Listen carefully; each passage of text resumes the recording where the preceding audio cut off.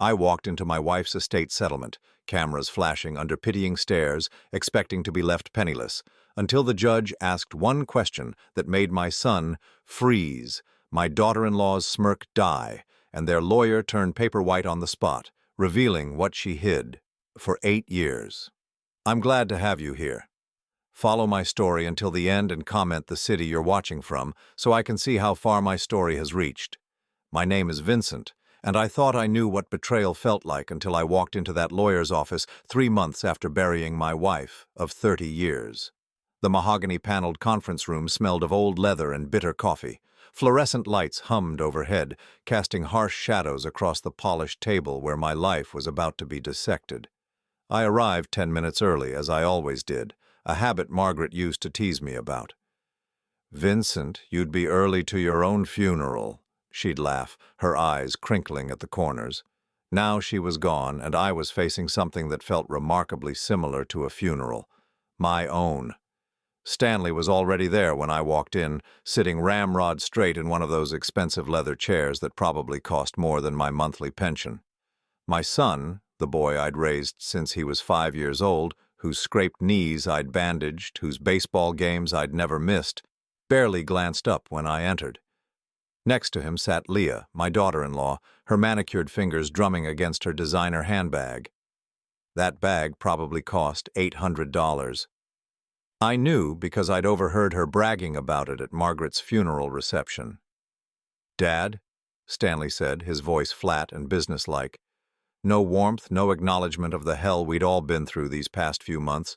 Just that cold professional tone he'd adopted sometime after marrying Leah 5 years ago. "Son," I replied, settling into the chair across from them.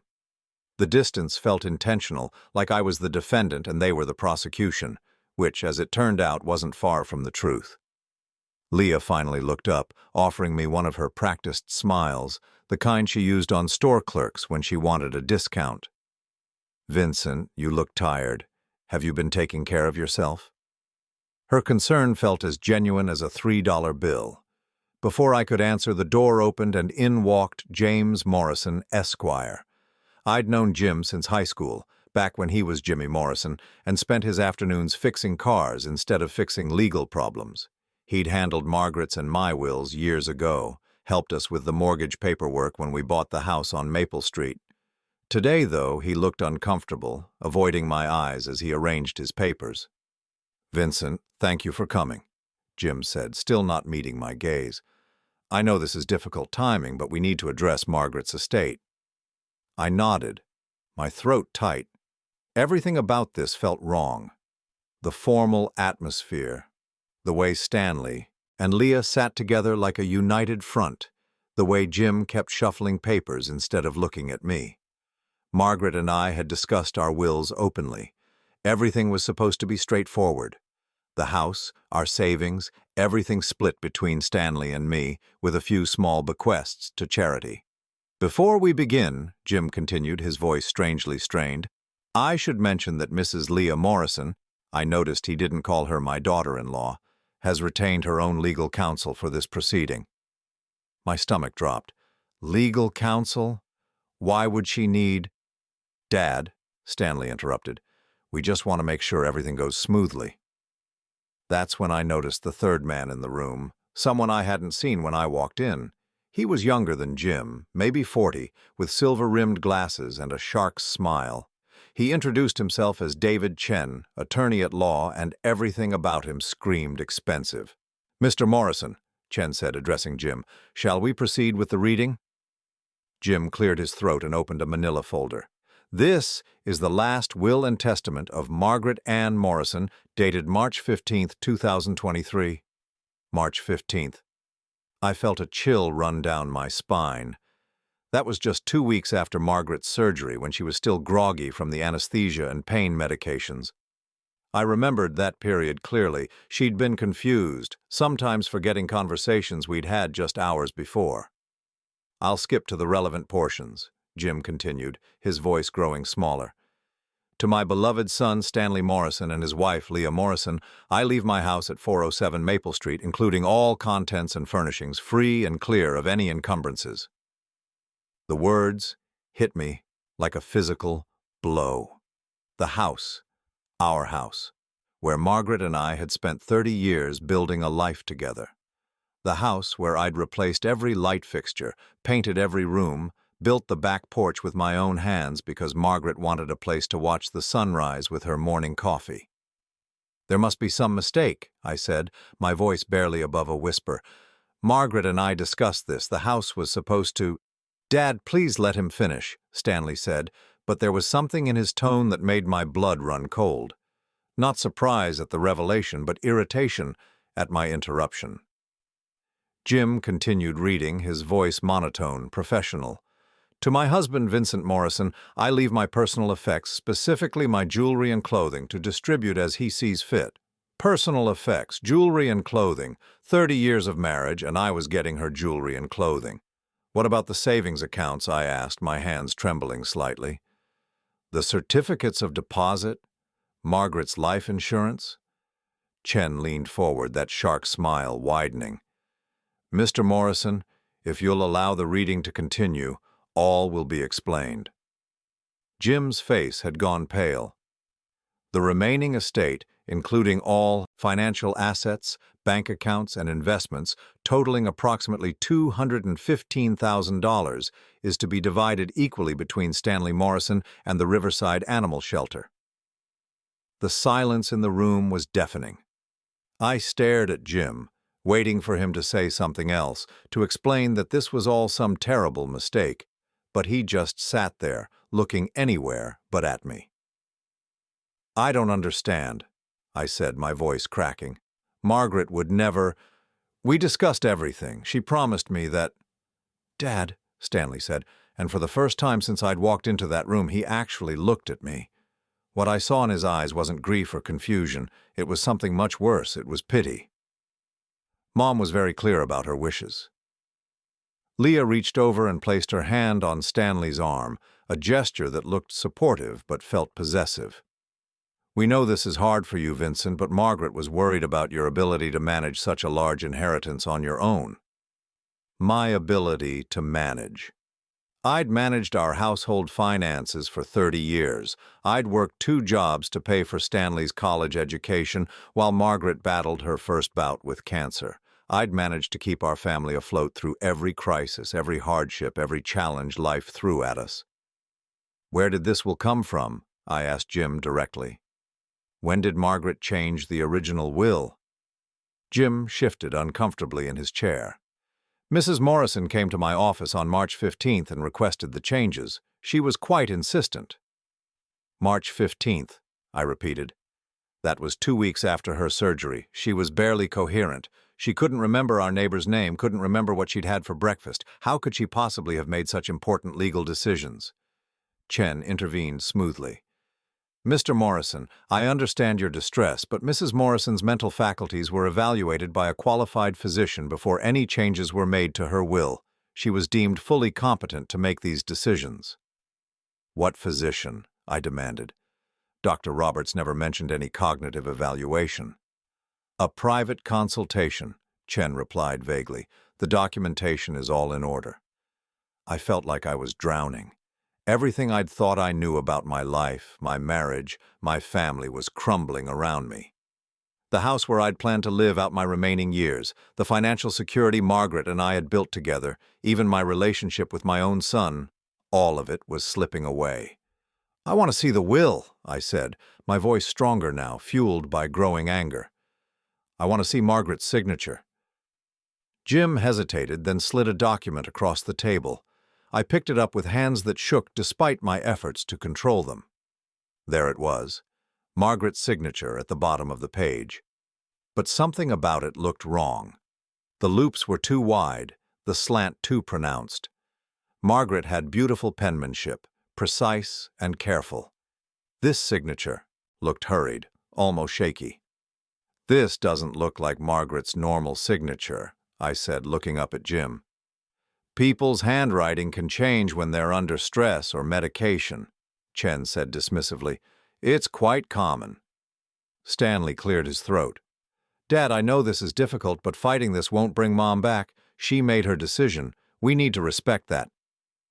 I stared at my son, this man I'd raised, this boy who used to crawl into bed between Margaret and me during thunderstorms. When had he become so cold? When had he started looking at me like I was a problem to be solved rather than his father? "You knew," I said quietly. "You both knew about this before today." Leah's perfectly manicured fingers tightened around her handbag. Margaret discussed her concerns with us, yes. She wanted us to be prepared. Her concerns about what? Stanley and Leah exchanged a look, one of those wordless communications that married couples develop, but this wasn't the comfortable communication Margaret and I had shared. This was calculating, strategic. "Dad, you have to understand," Stanley said. "Mom was worried about you. After she got sick, you became so dependent on her for everything. She was afraid that if something happened to her, you wouldn't be able to take care of yourself." The words stung because there was a grain of truth in them. Margaret had handled our social calendar, our meal planning, much of our day-to-day organization, but that wasn't dependency, that was partnership.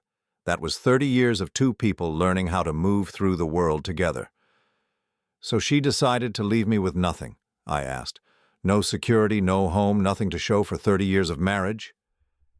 "You're not left with nothing," Leah said, her voice taking on that patronizing tone she used when she thought she was being helpful.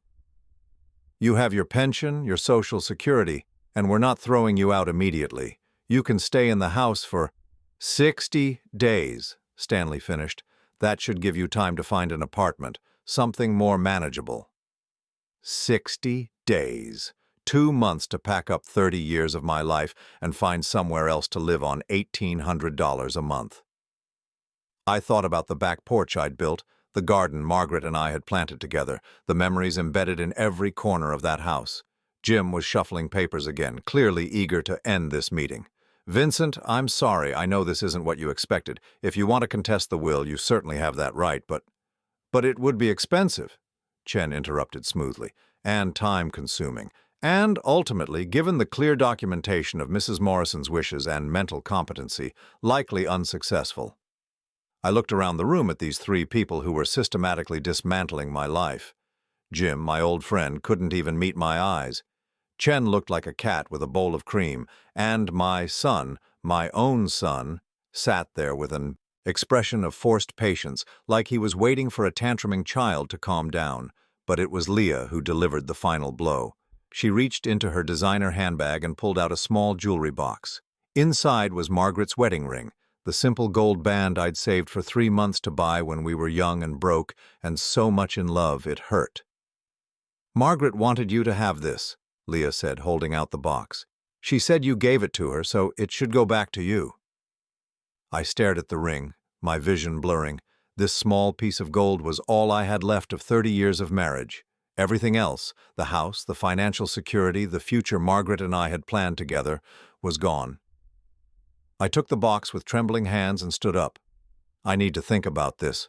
"Of course," Stanley said, and for just a moment I heard something that might have been genuine emotion in his voice. "Dad, this doesn't change anything between us. You're still my father. This is just about Mom's estate." I looked at him for a long moment, memorizing his face. "No, son," I said quietly. "This changes everything." As I walked out of that conference room, past the receptionist who offered me a sympathetic smile, down the elevator that smelled of cleaning solution and broken dreams, I realized that I wasn't just mourning my wife anymore. I was mourning my entire family. The parking garage was dim and echoing. I sat in my truck for 20 minutes, staring at the jewelry box in my hands, before I finally understood what had really happened in that room. This wasn't just about an inheritance. This wasn't about Margaret's final wishes. This was about power. And somehow, without my noticing, I'd lost all of mine. But as I drove home to the house that was no longer mine, I couldn't shake the feeling that something didn't add up. The signature that looked wrong, the timing that felt suspicious, the way Leah and Stanley had been so prepared for my shock. Margaret may have been many things, but cruel wasn't one of them. And if I'd learned anything in 62 years of life, it was that when something feels wrong, it usually is. That night I sat in Margaret's garden until well past midnight. her wedding ring clutched in my palm. The roses she'd planted 15 years ago were blooming despite everything. White Elizabeths, her favorites, glowing like ghosts in the moonlight. I'd built the garden bed for her when her first cancer went into remission, and she'd said it was a symbol of new life, new hope. Now it felt like a monument to everything I was about to lose. I kept replaying the meeting in my head, trying to understand how everything had gone so wrong so quickly. The Margaret I knew, the woman who'd held my hand through my father's funeral, who'd stayed up all night with me when Stanley had pneumonia as a child, who'd looked at me with such love even during her final weeks, that woman wouldn't have left me with nothing. She wouldn't have. But then again, I was beginning to realize how little I actually knew about what had been happening in my own family. The signs had been there for months, maybe years. I just hadn't wanted to see them. It started after Stanley married Leah in 2017. Before that, my son and I had been close. Not in that backslapping, fishing every weekend way some fathers and sons are, but in the quiet way of two men who understood each other. He'd call every Sunday, stop by for dinner at least twice a month, help me with projects around the house. Leah changed that slowly, so gradually I didn't notice until it was already done. At first, she was charming. She'd compliment Margaret's cooking, ask about my work at the construction company, even offer to help with dishes after dinner. But there were small things, little comments that felt like pinpricks. Stanley works so hard all week, maybe he needs his weekends to relax instead of coming over here. Or, you know, Vincent, Stanley mentioned he feels guilty that you and Margaret do so much for him. Maybe it's time to let him be more independent. Margaret noticed it too, though she never said anything direct. She'd just get quieter after Leah's visits, more thoughtful. Once, about a year after they married, she said to me, "I think Leah feels like she has to compete with us for Stanley's attention." "That's ridiculous," I'd replied. "We're his parents, she's his wife. There's room for everyone." But Margaret had given me one of those looks, the kind that said she knew something I didn't. "Some people don't see it that way, Vincent. Some people think love is a zero-sum game."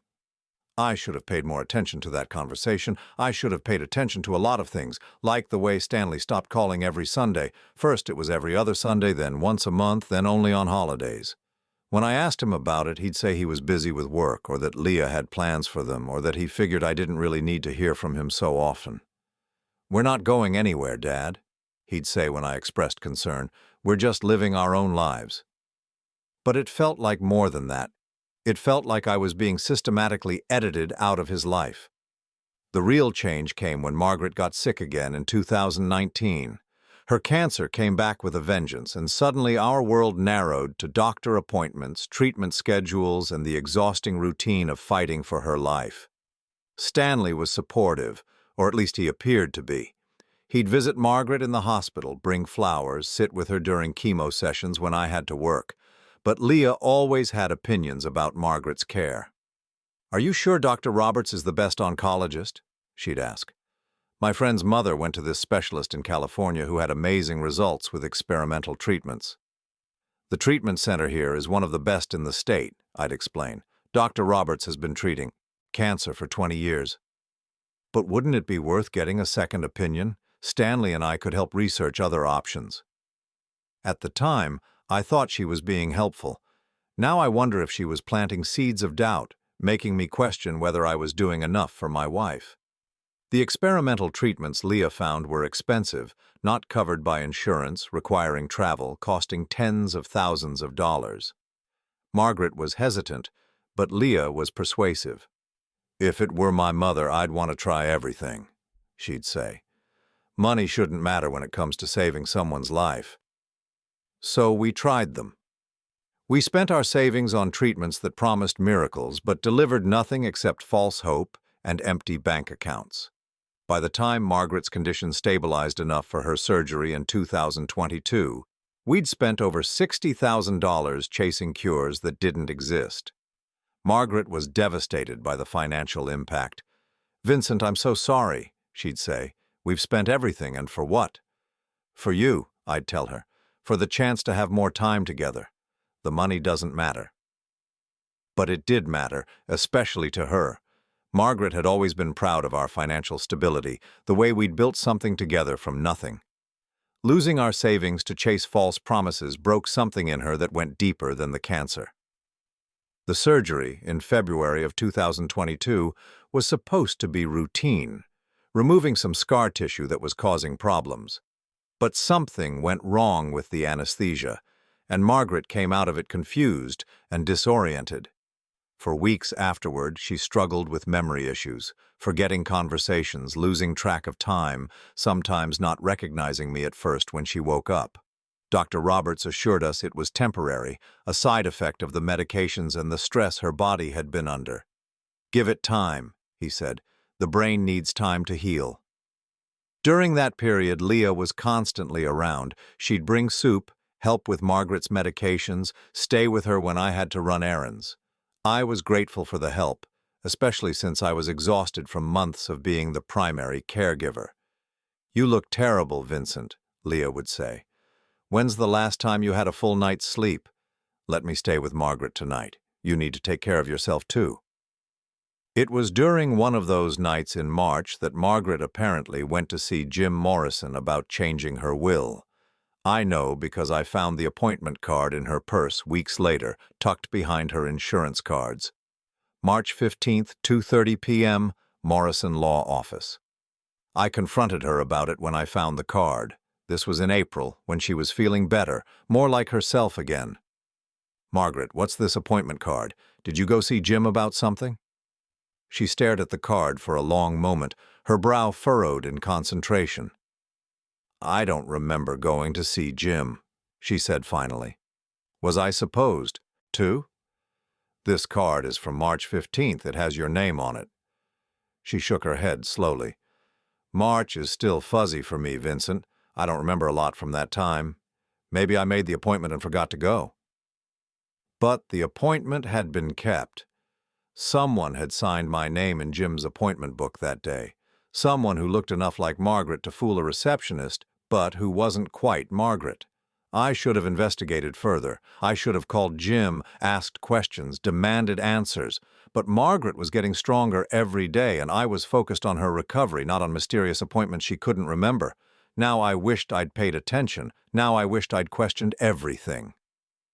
Sitting in the garden that night after the will reading, I forced myself to remember other things I'd overlooked, like how Stanley had started asking detailed questions about our finances during Margaret's illness. "Dad, do you and Mom have everything organized? Wills, insurance papers, bank account information?" "Of course we do.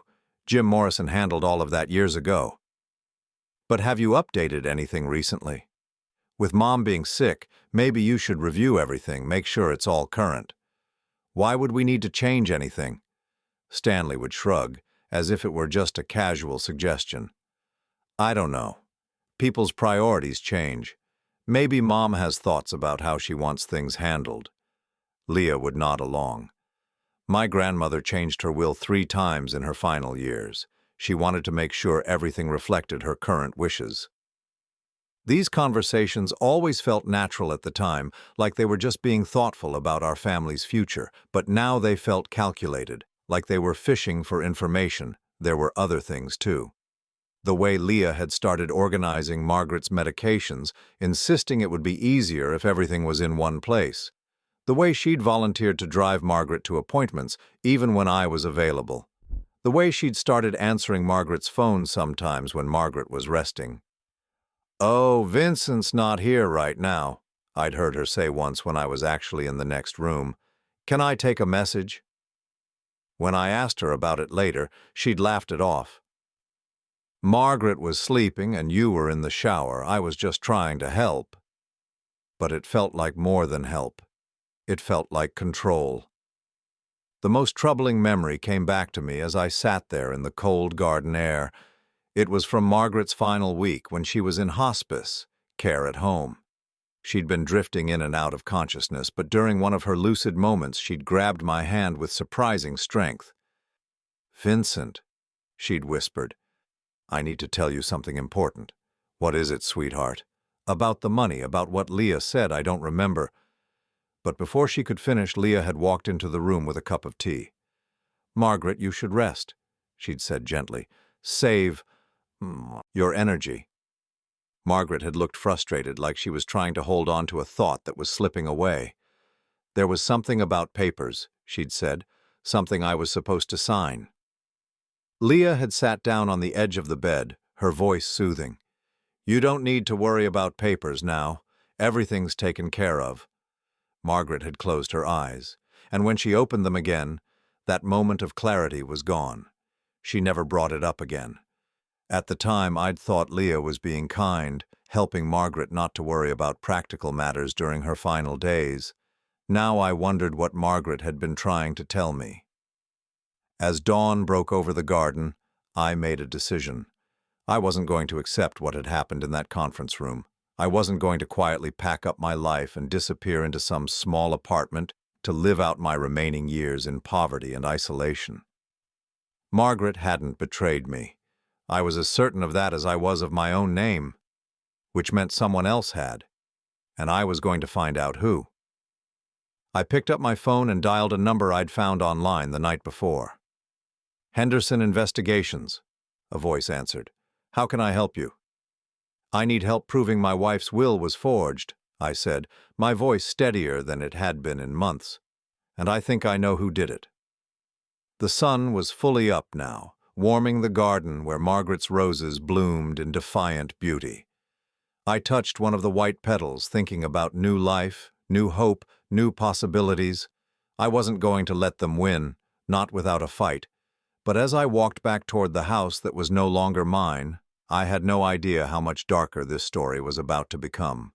2 weeks later, I found myself sitting in Judge Patricia Hamilton's courtroom, my hands folded tightly in my lap to keep them from shaking. The marble floors echoed with footsteps, and afternoon sunlight streamed through the tall windows, casting long shadows across the polished wooden benches. Despite the grandeur of the setting, I felt small and out of place. Henderson Investigations had done good work. Tom Henderson, a former police detective with 30 years of experience, had spent those 2 weeks digging into every detail of Margaret's final months. What he'd found was enough to raise serious questions about the will's authenticity. But as my own lawyer, Sarah Chen, no relation to Stanley's shark, had warned me, proving forgery in court was a different matter entirely. Vincent, she'd said during our final preparation meeting, we have enough to create reasonable doubt, but David Chen is going to fight this every step of the way. He's got a reputation for being ruthless, and he's already filed motions to dismiss based on the time limits for contesting wills. I looked across the courtroom to where Stanley and Leah sat with their legal team. My son wore his best suit, the navy blue one Margaret had bought him for his wedding. Leah was dressed conservatively, her usual flashy, jewelry replaced with simple pearl earrings and a modest watch. They looked like the grieving family, while I probably looked like the bitter old man trying to steal from his own son. The irony wasn't lost on me. Judge Hamilton was in her 60s, with silver hair pulled back in a neat bun and reading glasses that she kept adjusting as she reviewed the papers in front of her. She had a reputation for fairness, but also for impatience with frivolous lawsuits. Sarah had warned me that we'd have one chance to present our case before the judge decided whether to throw it out entirely. All rise, the bailiff called, and we stood as Judge Hamilton took her seat. This is the matter of Morrison versus Morrison, she said, her voice carrying easily through the courtroom. We're here to address a petition to contest the will of Margaret Ann Morrison, deceased. Mr. Chen, you're representing the beneficiaries? David Chen stood smoothly, his expensive suit and confident demeanor radiating competence. Yes, Your Honor. We're here on behalf of Stanley Morrison and Leah Morrison, the primary beneficiaries of the deceased's will. We believe this contest is without merit and ask that it be dismissed. Ms. Chen, Judge Hamilton said, turning to my lawyer, you're representing the contestant? Sarah stood, her posture straight but not arrogant. Yes, Your Honor. We represent Vincent Morrison, the deceased's husband of 30 years, who believes the will in question is not authentic. Judge Hamilton nodded and put on her reading glasses. I've reviewed the preliminary motions. Mr. David Chen, Your clients are asking for dismissal based on the statute of limitations. That's correct, Your Honor. Texas law requires will contests to be filed within 2 years of the will being admitted to probate, but more importantly, within 90 days of receiving notice of the will's contents. Mr. Morrison was present at the reading on April 8th and didn't file this contest until 23 days later, well beyond the reasonable time frame for such actions. I felt my heart sink. Sarah had explained this hurdle to me, but hearing it in court made it feel insurmountable. Sarah stood again. Your Honor, while the contest was filed 23 days after the will reading, there are exceptional circumstances that justify the delay. Mr. Morrison is alleging fraud, which under Texas law extends the time limits for contesting a will. Additionally, evidence of the alleged forgery only came to light through investigation that began after the will reading. What evidence? Judge Hamilton asked, her tone neutral but interested. Sarah glanced at me and I gave her a small nod. Your Honor, we have a handwriting analysis that suggests the signature on the will is not consistent with the deceased's normal handwriting. Additionally, we have evidence that Mrs. Morrison was heavily medicated and experiencing cognitive difficulties at the time the will was allegedly signed. David Chen was on his feet immediately. Objection, Your Honor. Any handwriting analysis would need to be conducted by a court-approved expert, and the medical records clearly show that Mrs. Morrison was competent when she signed the will. Mr. Chen, Judge Hamilton said, this isn't a trial yet. I'm trying to determine whether there's enough evidence to proceed. She turned back to Sarah. Ms. Chen, you mentioned cognitive difficulties. Do you have medical documentation? We do, Your Honor. Dr. Roberts, Mrs. Morrison's oncologist, has provided records showing that she experienced significant disorientation and memory loss following her surgery in February of 2022. The will was allegedly signed on March 15th during this period of documented cognitive impairment. I watched David Chen's face carefully. For just a moment I saw something flicker across his expression, not quite panic, but definitely concern. Judge Hamilton was quiet for a moment, studying the papers in front of her. Then she looked up, her gaze moving between the two legal teams. I'm going to allow limited discovery on this matter. However, before we proceed, I have some questions about the circumstances surrounding this will. She pulled out a different set of papers, the original will that Margaret and I had signed years earlier, and the new will that had disinherited me. Mr. David Chen, your clients are alleging that Mrs. Morrison came to Mr. Morrison's office. She nodded toward Jim Morrison, who was sitting in the gallery looking thoroughly uncomfortable, on March 15th and requested these specific changes to her will. That's correct, Your Honor. And she was accompanied by someone that day? David Chen hesitated. I noticed he glanced quickly at Leah before answering. I believe she was accompanied by her daughter-in-law who helped her with transportation due to her recent surgery. Judge Hamilton nodded slowly. I see. And Mr. Morrison, she was addressing Jim now, you witnessed Mrs. Morrison's signature on this will? Jim stood up slowly. He looked like he'd aged 10 years since Margaret's funeral. Yes, Your Honor. How long have you known Mrs. Morrison? About 25 years, Your Honor. I've been the family's attorney for most of their marriage. And in your professional opinion, did she seem competent to make these legal decisions on March 15th? Jim was quiet for a long moment. Too long. She seemed determined, Your Honor. That's not what I asked, Mr. Morrison. Did she seem competent? Another pause. She was accompanied by her daughter-in-law who helped explain some of the changes she wanted to make. Judge Hamilton's expression sharpened. Mr. Morrison, I need a direct answer. In your professional opinion, was Margaret Morrison mentally competent to make these legal decisions on March 15th, 2023? The courtroom was completely silent. I could hear my own heartbeat in my ears. Jim looked across the room at me, and for just a moment I saw the man I'd known for 40 years. Not the lawyer, not the professional, but Jimmy Morrison, who used to help me work on cars behind his father's garage. Your Honor, he said quietly, I had concerns about her mental state that day. David Chen shot to his feet. Objection! Mr. Morrison is not qualified to make medical determinations about— Overruled, Judge Hamilton said sharply. Mr. Morrison, please continue. Jim took a deep breath. Mrs. Morrison seemed confused about some basic facts. She couldn't remember our previous conversations about her estate planning. At one point, she asked me why Vincent, her husband, wouldn't inherit the house they'd shared for 30 years. When I explained that was what she was requesting, she seemed surprised. I felt tears prick my eyes. That sounded like the Margaret I knew. But she signed the will anyway? Judge Hamilton asked. Her daughter-in-law explained to her that this was what she wanted, that they had discussed it extensively. Mrs. Morrison seemed to defer to her judgment. Judge Hamilton was quiet for a long moment, studying the signatures on both wills. Then she asked the question that changed everything. Mr. Morrison, you said Mrs. Morrison's daughter-in-law helped explain the changes. Was the daughter-in-law present when Mrs. Morrison actually signed the document? Yes, Your Honor. In the same room? Yes, Your Honor. Where exactly was she standing? Jim hesitated, and I saw David Chen tense up beside his clients. She was standing directly behind Mrs. Morrison's chair.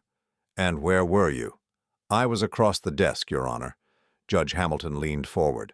So the daughter-in-law had a clear view of the signature as it was being written.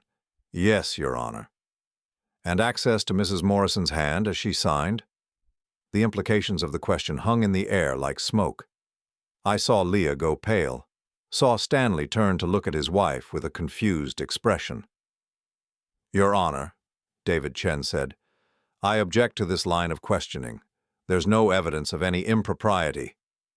Mr. Chen, Judge Hamilton interrupted, I'm trying to establish the circumstances under which this will was signed. Mr. Morrison, please answer the question. Jim nodded slowly. Yes, Your Honor. Mrs. Morrison's daughter-in-law was positioned where she could have guided her hand during the signature. The silence in the courtroom was deafening. I looked at Stanley, saw the confusion in his eyes turn to something else, suspicion, maybe even horror. Judge Hamilton removed her glasses and cleaned them carefully. Given the testimony we've heard today about Mrs. Morrison's cognitive state, the unusual circumstances of the will signing, and the significant deviation from the original estate plan, I'm going to allow this contest to proceed to trial. David Chen was on his feet again. Your Honor, we respectfully request— Request denied, Judge Hamilton said firmly. Furthermore, I'm ordering the preservation of all documents related to this estate, including any financial records, medical records, and correspondence between the parties. Nothing is to be destroyed or altered pending the outcome of this trial. She looked directly at Leah as she said this last part, and I saw my daughter-in-law's face go even paler. Trial will commence in 30 days, Judge Hamilton continued. Both parties will have access to full discovery, including the right to depose all relevant witnesses. Court is adjourned. As the judge left the bench, I sat there stunned. We'd not only survived the motion to dismiss, we'd gotten a trial date, and, more importantly, we'd gotten Jim to admit his concerns about Margaret's mental state that day. But as I watched Stanley turn to Leah with a look of growing suspicion, I realized that the judge's questions had accomplished something else entirely. They'd planted a seed of doubt in my son's mind about his own wife. Sarah gathered her papers and leaned over to me. That went better than I hoped, she whispered. But Vincent, you need to prepare yourself. If Leah really did forge that signature, she's going to fight like hell to keep that from coming out, and that could get dangerous. I looked across the courtroom, where Stanley was having what appeared to be a heated, whispered conversation with Leah. Her face was flushed, her hands gesturing rapidly as she spoke. Stanley's expression was growing darker by the moment. As we filed out of the courtroom, I heard Leah's voice rising slightly. Stanley, you can't possibly believe— I don't know what to believe anymore, my son replied, his voice tight with anger and confusion. Walking down the courthouse steps into the afternoon sunshine, I felt something I hadn't experienced in months. hope. But I also felt something else, a growing certainty that the real truth about Margaret's death was much worse than I'd imagined, and that Leah Morrison was more dangerous than any of us had realized. The call came at 6:30 in the morning, 3 days after the court hearing. I was sitting at my kitchen table drinking coffee and staring at the stack of financial documents Sarah had asked me to gather for discovery when my phone rang. "Vincent, it's Tom Henderson. You need to get down to my office right away." There was something in the investigator's voice that made my stomach clench. "What did you find?" "Not over the phone. How soon can you be here?"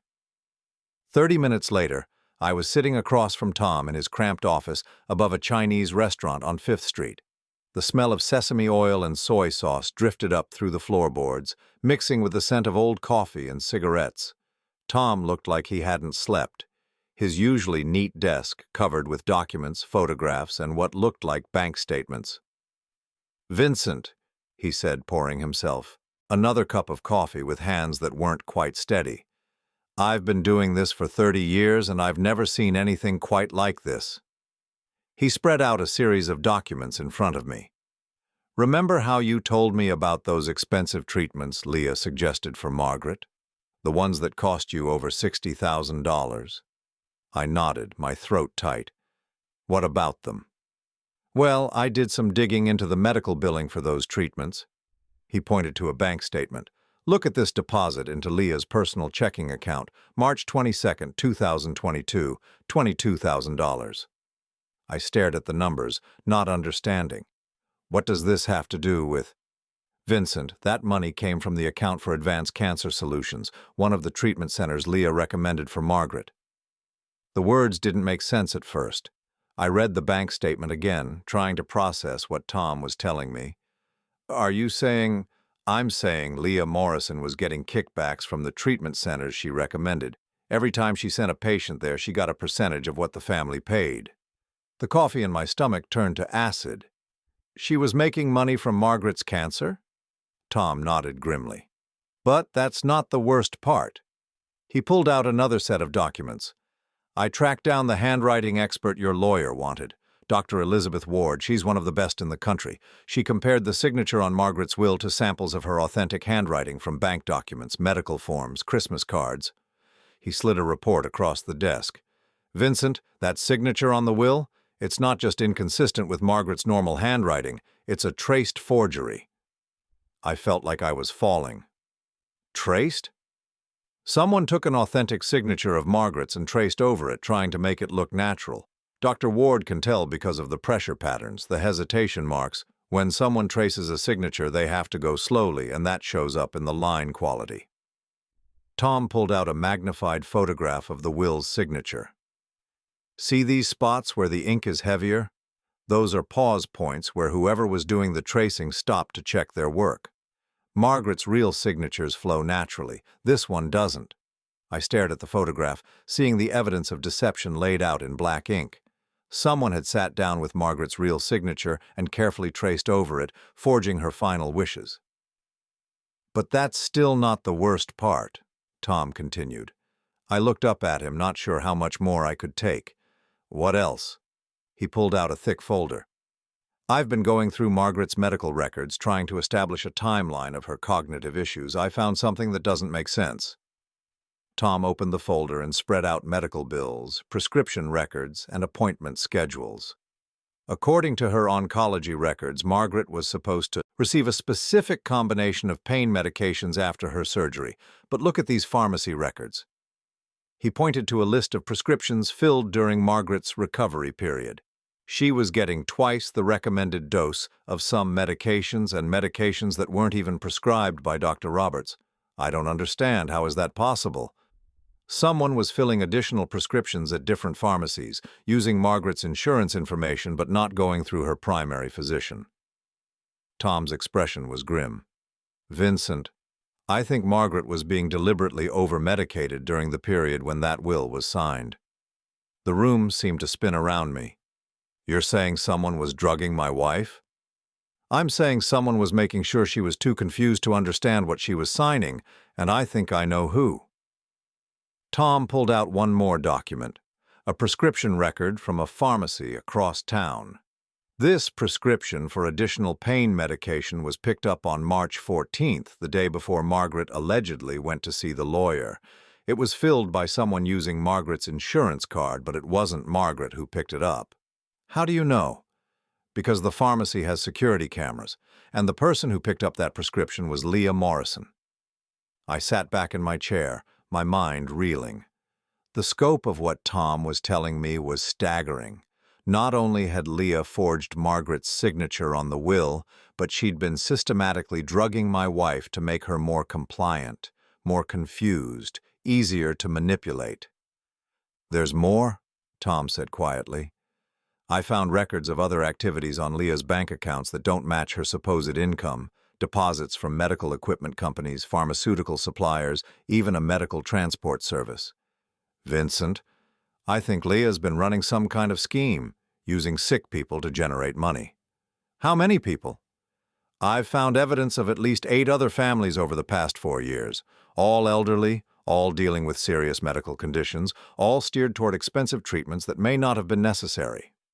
I thought about all the times Leah had been so helpful during Margaret's illness, so knowledgeable about treatment options, so eager to research alternatives. I'd thought she was being a caring daughter-in-law. Instead, she'd been turning my wife's suffering into profit. "Does Stanley know?" I asked. Tom shook his head. "I don't think so. From what I can tell, Leah kept this completely separate from her marriage. She even has a separate post office box where all the medical company correspondence goes." "So my son had no idea his wife was running a medical fraud scheme and poisoning his mother?" "No, I don't think he did." I sat there in silence, trying to process the enormity of what I'd learned. Margaret hadn't betrayed me by changing her will. She'd been drugged, confused, and manipulated into signing a forged document. Her own daughter-in-law had been profiting from her illness while pretending to care for her. "What do we do now?" I asked. Tom gathered up the documents. "We turn this over to your lawyer and let her decide how to proceed. But Vincent, you need to understand, this isn't just about contesting a will anymore. This is criminal fraud, possibly attempted murder if we can prove the over-medication was intentional. Leah Morrison is looking at serious prison time if this all comes out." "Good," I said, and I meant it. "But she's not going to go down without a fight. And she's got Stanley convinced that you're the problem, that you're trying to steal his inheritance out of bitterness.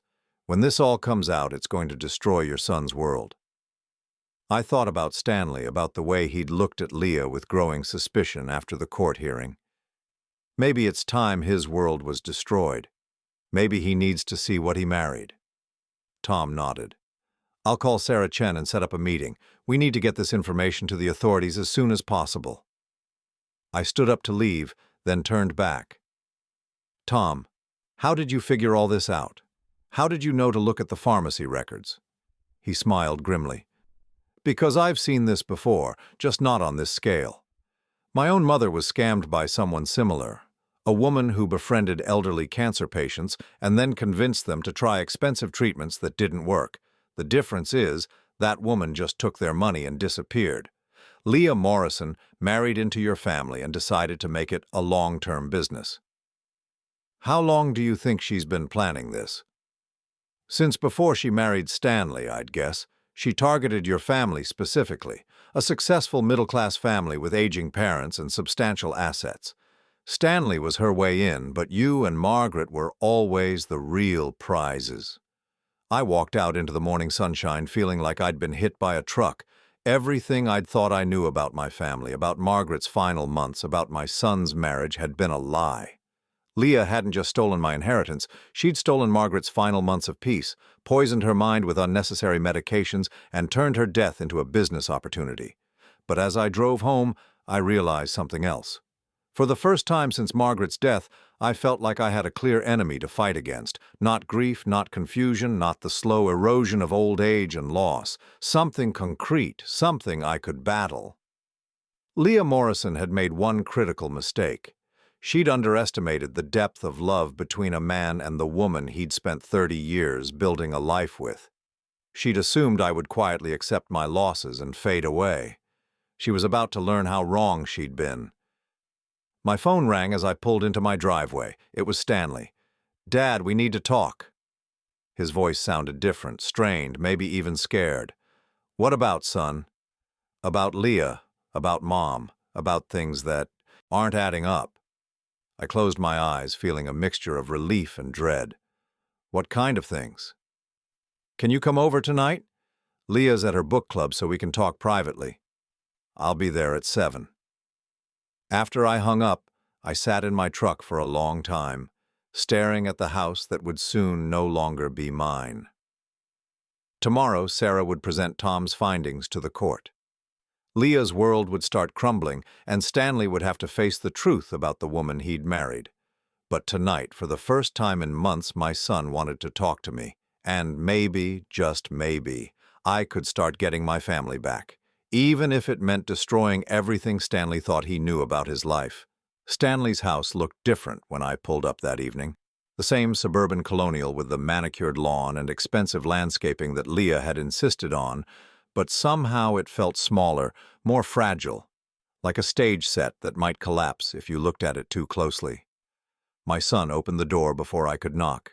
He looked terrible, hollow-eyed, unshaven, wearing the same clothes he'd had on in court 3 days earlier. This wasn't the polished, successful man who'd sat across from me in that conference room and watched me lose everything. This was someone whose world was cracking apart. "Dad," he said, stepping aside to let me in, "thanks for coming." The living room was a shrine to Leah's expensive taste. White leather furniture that cost more than most people's cars. Abstract art that looked like someone had sneezed paint onto canvas. Crystal vases filled with flowers that were replaced twice a week, whether they needed it or not. Everything perfect, everything cold. Stanley gestured for me to sit, then began pacing back and forth in front of the fireplace. "I've been thinking about what that lawyer asked in court," he said without preamble, "about Leah being behind Mom when she signed the will." I waited, not trusting myself to speak. "And I've been thinking about other things, too. Things that didn't make sense at the time, but now." He stopped pacing and looked at me directly. "Dad, I need you to tell me the truth. Do you really think Mom would have cut you out of her will?" The question hung between us, like a bridge I was afraid to cross. This was my chance to tell him about Tom's investigation, about the forged signature and the medical fraud. But looking at my son's haunted expression, I realized he was already drowning. Adding more weight might pull him under completely. "No," I said simply. "Your mother loved me until the day she died. She would never have left me with nothing." Stanley's shoulders sagged. "That's what I keep thinking too. Mom wasn't cruel. Even when she was angry with someone, she wasn't cruel." He started pacing again, running his hands through his hair. "But if she didn't really change the will, then—" He trailed off, unable to say it out loud. "Then someone else did," I finished for him. Stanley stopped, pacing, and stared at me. "Do you think Leah—" He couldn't finish the sentence. Before I could answer, we heard the sound of a car in the driveway. Stanley's face went pale. "She's home early." The front door opened and Leah's voice carried through the house. "Stanley? Why is your father's truck in our driveway?" She appeared in the living room doorway, and I watched her expression shift from surprise to anger to something calculating in the space of a heartbeat. She was wearing her book club outfit, designer jeans and a cashmere sweater that probably cost more than my monthly pension, but there was something different about her demeanor, less controlled, more desperate. "Vincent," she said, her voice artificially sweet, "this is a surprise. Stanley didn't mention you were coming over." Stanley was staring at his wife like he was seeing her for the first time. "Book club ended early." "We canceled," Leah said, moving to the bar cart and pouring herself a glass of wine with hands that weren't quite steady. "Helen's husband had a heart attack. We're all very concerned." She took a long sip of wine, her eyes moving between Stanley and me. "So, what brings you here, Vincent? I hope you're not filling Stanley's head with more conspiracy theories about your mother's will." The casualness of it, the way she could stand there and lie while discussing Margaret's final wishes, made my hands clench into fists, but Stanley spoke before I could. "Leah, I need to ask you something, and I need you to tell me the truth." Something flickered across Leah's face. "Of course, honey, what is it?" "Were you in the room when Mom signed her will?" Leah's wineglass paused halfway to her lips. "What kind of question is that?" "A simple one. Were you there when she signed it?" "Stanley, you're scaring me. Why are you asking this?" "Because the lawyer in court said you were standing behind Mom's chair when she signed. He said you could have guided her hand." Leah laughed, but it sounded forced. "That's ridiculous. Your mother was perfectly capable of signing her own name." "Was she?" Stanley's voice was getting stronger, more certain. "Because I remember how confused she was after her surgery. She couldn't remember conversations we'd had the day before. She couldn't remember where she put things, sometimes couldn't remember people's names." "She was fine when it came to important decisions," Leah insisted. "She knew exactly what she wanted." "Did she?" Stanley took a step toward his wife. "Because Dad says Mom was asking about papers she was supposed to sign just before she died. She seemed confused about what she'd agreed to." Leah's face flushed. "Your father is a bitter old man who can't accept that his wife didn't think he was capable of managing money. He's trying to turn you against me because he's angry about losing his inheritance." "My inheritance," Stanley repeated slowly. "That's interesting phrasing." "What do you mean?" "You said his inheritance, like it was something that belonged to him. But if Mom really wanted to leave everything to us, it was never his inheritance to begin with, was it?" I watched Leah realize she'd made a mistake. Her wineglass was trembling now. "Stanley, you're twisting my words. I just meant—" "What I want to know," Stanley continued, his voice gaining momentum, "is how you knew so much about those experimental treatments for Mom. You always seem to have the perfect recommendation, the perfect doctor, the perfect clinic." Leah's eyes darted toward me, then back to Stanley. "I researched everything thoroughly. I wanted what was best for your mother." "You researched everything," Stanley repeated. "For someone who'd never dealt with cancer before, you sure knew a lot of doctors." "I'm good at research." "Are you?" Stanley's voice was getting dangerously quiet. "Because I did some research of my own today, Leah. I looked at our bank statements." The color drained from Leah's face. "Stanley, what are you talking about?" "I'm talking about deposits in your personal account that I can't explain. I'm talking about money coming from medical companies I've never heard of. I'm talking about a separate post office box that you never told me about." Leah set down her wineglass with a shaking hand. "I can explain all of that." "Then explain." For a long moment, Leah stood frozen, her mouth opening and closing like she was trying to find words that wouldn't come. Finally, she seemed to make a decision. "Fine," she said, her voice turning hard. "You want the truth? The truth is that your precious mother was bleeding you dry with her medical expenses. The truth is that someone had to make practical decisions while you were drowning in guilt and your father was throwing money at useless treatments." Stanley stared at her. "What are you saying?" "I'm saying I found ways to recoup some of the costs. The medical companies pay referral fees to people who recommend patients. I was making sure we didn't go bankrupt caring for someone who was going to die anyway." The silence in the room was deafening. I felt sick to my stomach, but also strangely relieved. Leah was finally showing her true face. Stanley's voice, when he spoke, was barely a whisper. "You were making money from my mother's cancer." "I was protecting our financial future," Leah snapped. "Someone had to think practically. You were so busy being the devoted son, and your father was so busy playing the martyr husband, that neither of you was thinking about what this was costing. So you decided to profit from her suffering. I decided to make the best of a terrible situation." Stanley turned away from his wife and looked at me. "Dad, is there more?" This was the moment of truth. I could keep Tom's discoveries to myself, let Stanley figure it out gradually, or I could tell him everything and watch his marriage explode completely. Looking at my son's face, seeing the pain and betrayal already there, I made my choice. Yes, I said quietly. There's a lot more. I told him about the forged signature, about the extra medications, about the pattern of elderly victims. With each revelation, Stanley seemed to shrink, while Leah grew more defiant. You can't prove any of that, she said when I finished. Actually, we can, I replied. The handwriting expert, the pharmacy records, the bank statements, it's all documented. Leah's facade finally cracked completely. You bastard, she snarled. You couldn't just accept what happened and move on. You had to dig and dig until you ruined everything. I ruined everything? I stood up, my own anger finally breaking free. You forged my wife's signature. You drugged her to make her compliant. You turned her illness into a business opportunity, and you want to blame me for ruining things? She was going to die anyway, Leah screamed.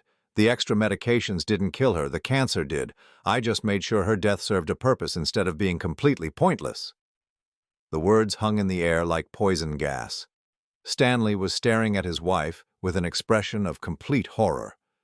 Get out, he said quietly. Stanley, get out! He was shouting now, his face red with rage. Get out of this house right now. Leah looked between Stanley and me, her expression calculating even in defeat. If I leave, I'm taking half of everything with me. The house, the savings, all of it. Take it, Stanley said. I don't want anything you've touched. Leah's mouth twisted into something ugly. You'll regret this, Stanley. Both of you will regret this. You have no idea what I'm capable of. Actually, I said, I think we're starting to get a pretty good idea. Leah grabbed her purse and headed for the door, then turned back one last time. Your precious Margaret wasn't the saint you think she was, Vincent. She knew exactly what she was signing. She was just too much of a coward to tell you herself that she thought you were a failure as a husband. Before I could stop him, Stanley lunged toward Leah. Don't you dare talk about my mother like that. Leah flinched but didn't back down. The truth hurts, doesn't it? She told me she was tired of taking care of a man who couldn't take care of himself.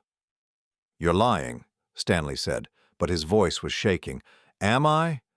Ask your father how many nights she cried herself to sleep worrying about money. Ask him how many times she said she wished she'd married someone who could actually provide for her.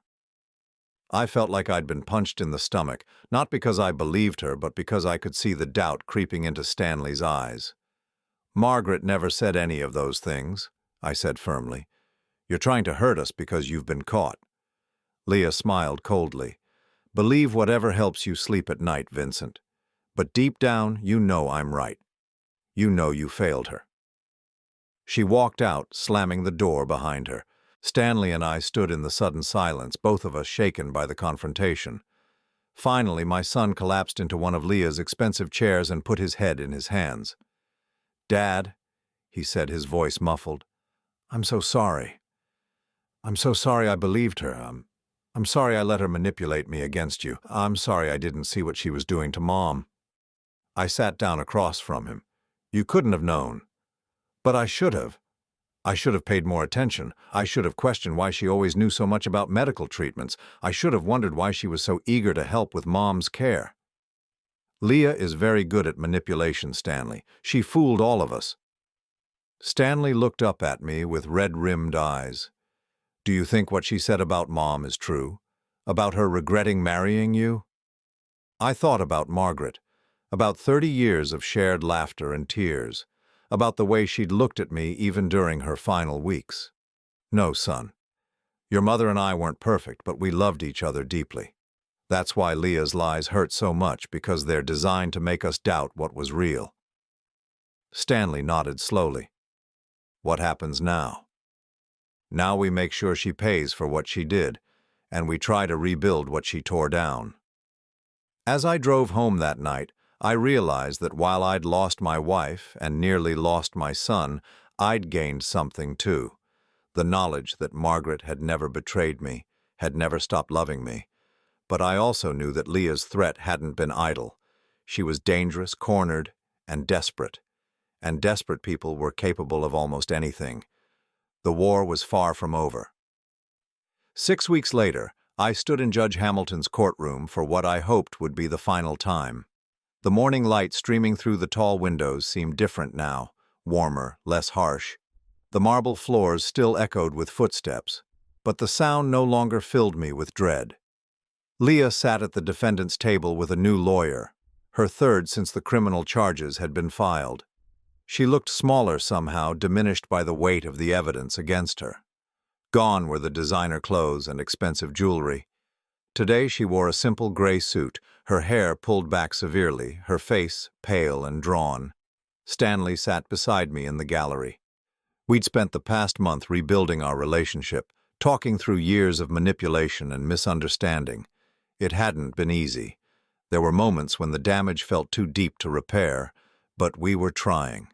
Margaret would have wanted us to try. "All rise," the bailiff called, and Judge Hamilton entered for the final hearing. Sarah Chen had warned me this moment would feel anticlimactic after everything we'd been through. The criminal case against Leah was proceeding separately, with charges of fraud, forgery, and elder abuse that would likely put her in prison for years. Today was just about the will, about getting back what had always been mine. But sitting there, watching Judge Hamilton review the evidence one final time, it felt like everything. It felt like justice for Margaret, vindication for our love, proof that 30 years of marriage hadn't been erased by one woman's greed. "In the matter of Morrison versus Morrison," Judge Hamilton began, "this court has reviewed extensive evidence regarding the authenticity of the will dated March 15, 2023. She paused, looking over her reading glasses at the assembled parties. "The evidence presented shows conclusively that the signature on this will was forged, traced from an authentic signature of the deceased. Furthermore, evidence shows that Mrs. Margaret Morrison was deliberately over-medicated during the period when this will was allegedly signed, rendering her unable to make competent legal decisions." I felt Stanley's hand squeeze my shoulder.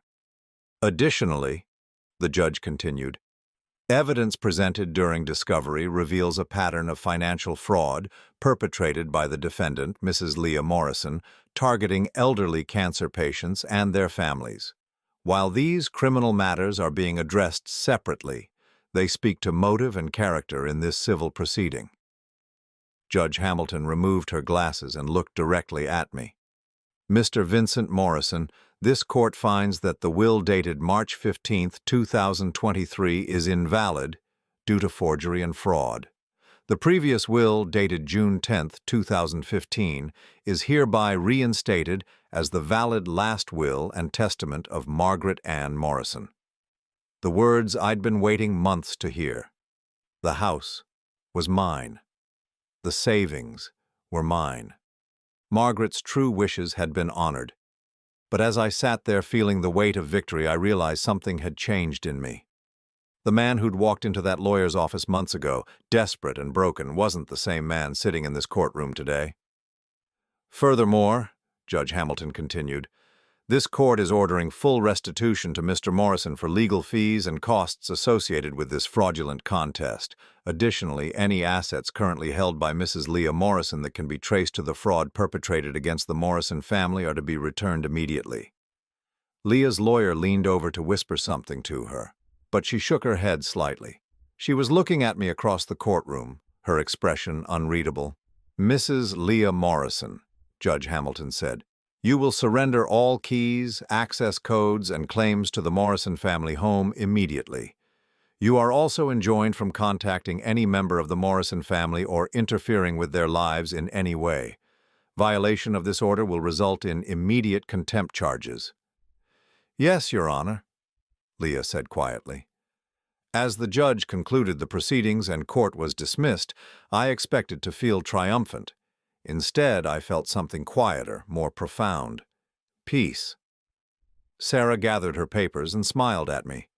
"Congratulations, Vincent, you're going home." Outside the courthouse, Stanley and I stood on the steps together, neither of us quite ready to leave. The afternoon was warm, with the kind of golden light that makes everything look like a painting. "Dad," Stanley said finally, "I know I can't undo the past months. I can't take back the pain I caused you or the way I betrayed Mom's memory, but I want to try to make things right." I looked at my son, really looked at him, and saw the boy who used to help me in the garage, who used to fall asleep on my shoulder during long car rides. We both made mistakes, Stanley. What matters is what we do now. I've been thinking about that, he said, about what Mom would want us to do now. 3 days later, Stanley helped me move my belongings back into the house on Maple Street. It felt strange at first, walking through rooms that had been preserved like a museum while Leah had lived there. But gradually, as we unpacked boxes and rearranged furniture, it began to feel like home again. We found Margaret's wedding ring in Leah's jewelry box, along with several other pieces that were supposed to have been mine. Leah had been planning to sell them, according to the investigator's report. Looking at that simple gold band, I remembered the day I'd given it to Margaret, how her eyes had filled with tears, how she'd whispered that she'd love me forever. She'd kept that promise, even beyond death. That evening, Stanley and I sat on the back porch I'd built for Margaret, watching the sunset paint the sky in shades of orange and pink. Margaret's roses were blooming again, the white Elizabeths she'd loved so much, thriving despite everything that had happened. "I've been thinking about selling my house," Stanley said suddenly. "It doesn't feel like home anymore, knowing what happened there." "Where would you go?" He was quiet for a moment. "I was wondering if you'd like some company here. I know it's a big house for one person, and I thought maybe—" He trailed off, uncertain. I thought about the prospect of having my son close again, of sharing meals and conversations, of rebuilding the family that Leah had tried to destroy. "Your mother would like that," I said finally. "She always worried that you lived too far away." Stanley smiled for the first time in weeks. "She used to say this porch was her favorite place in the world. She'd sit out here with her coffee every morning watching the sun rise."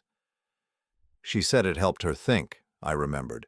"She'd plan her whole day out here, figure out problems, make decisions." "Maybe that's what we need to do," Stanley said. "Sit here and figure out how to move forward." The criminal trial took place that fall.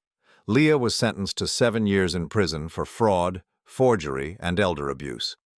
The judge was particularly harsh, noting that she'd targeted some of society's most vulnerable members during their most desperate moments. During the sentencing hearing, 8 other families came forward to testify about how Leah had manipulated them during their loved ones' illnesses. The total amount of her fraud was over $200,000, stolen from people who were already facing the devastating costs of serious illness.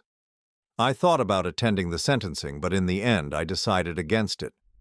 Leah Morrison was no longer part of my story. She was a chapter that was closed, a wrong that had been righted. Stanley went, though. He said he needed to hear the judge's words, needed to see justice served for his mother. When he came home that evening, he looked older but somehow lighter, as if a weight had been lifted from his shoulders. "It's over," he said simply. That winter, Stanley moved into the upstairs bedroom that had once been his as a child. We established new routines: morning coffee on the porch when weather permitted, shared dinners, quiet evenings reading or watching television. It wasn't the same as having Margaret there, but it was good in its own way. On what would have been Margaret's 60th birthday, we visited her grave together. I brought white roses from the garden. Stanley brought a small framed photo of the 3 of us from happier times. Standing there in the quiet cemetery, I told Margaret about everything that had happened, about the trial and the victory and Stanley coming home. I told her I was sorry it had taken so long to uncover the truth. Sorry she'd had to endure Leah's manipulation during her final months. Stanley placed his hand on the headstone. "I'm sorry too, Mom," he said quietly. "I'm sorry I didn't protect you from her." As we walked back to the car, Stanley asked me something that had been weighing on my mind too. "Do you think Mom knew? At the end, do you think she understood what Leah was doing?" I thought about Margaret's final week, about that moment when she'd tried to tell me something about papers and signatures before Leah had interrupted. "I think she suspected something," I said. "I think she was trying to warn me, but she didn't have the strength to fight it." "But she fought in the end, didn't she?" Stanley said. "By making sure there was enough evidence for us to find the truth." I looked at my son, surprised by the insight. "What do you mean?" "The appointment card in her purse. The fact that she asked Dr. Roberts to document her cognitive issues after surgery. Even that moment you told me about when she tried to tell you about the papers, it's like she left us clues." I'd never thought about it that way, but Stanley was right. Even in her confusion and weakness, Margaret had been thinking ahead, leaving breadcrumbs for us to follow when we were ready to see them. 6 months after the trial ended, I made a decision that surprised even me. I established a foundation in Margaret's name, using the money we'd recovered from Leah's fraud. The Margaret Morrison Foundation provides support and advocacy for families dealing with serious illness, helping them navigate the medical system and avoid the kind of predatory schemes that had targeted us. Stanley helped me set it up, using his business skills to handle the legal and administrative details. It felt right turning our pain into something that could help others. Margaret would have approved. On a warm spring morning, almost 2 years after that devastating day in the lawyer's office, I sat on the back porch with my coffee, watching the sunrise paint the sky in soft pastels. Margaret's roses were blooming more beautifully than ever, and I could hear Stanley moving around in the kitchen, getting ready for another day at the foundation office. My phone rang, a call from Sarah Chen with an update about another case involving medical fraud.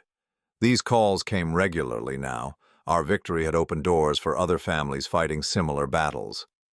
As I ended the call and settled back into my chair, I felt something I hadn't experienced in years: contentment. Not happiness exactly. Margaret's loss would always be a hollow place in my heart, but a sense of rightness, of purpose fulfilled.